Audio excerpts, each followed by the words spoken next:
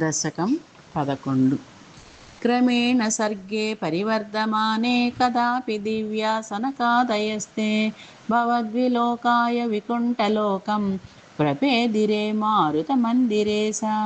मनोजनैश्रेयसकाननाद्यैः अनेकवापि मणिमन्दिरै च अनोपमन्तं भवतो निकेतं मुनीश्वरा प्रापुरतीतकक्ष्याः भवद्दिदृक्षून् भवनं विविक्षून्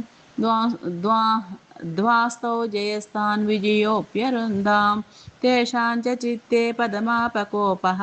सर्वं भवत्प्रेरणयैव भूमन् वैकुण्ठलोकानुचितपरते प्रचेष्टौ कष्टौ युवां दैत्यगतिं भजेतम्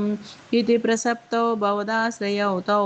हरिस्मृतिर्नोस्त्वितिने मतुस्तान् तदेकदा ज्ञाय भवानवाप्तः सहैव लक्ष्म्या बहिरम्बुजाक्षा खगेश्वरां स्वं सार्पितचारुबाहुः आनन्दयं स्थानभिराममूर्त्या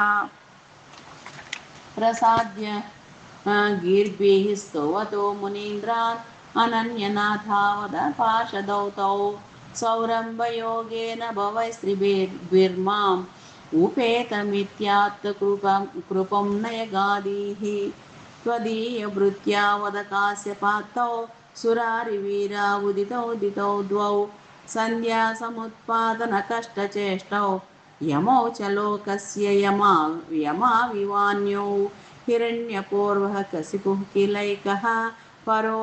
हिरण्याक्ष इति प्रतीतः उभौ भवन्नादमशेषलोकं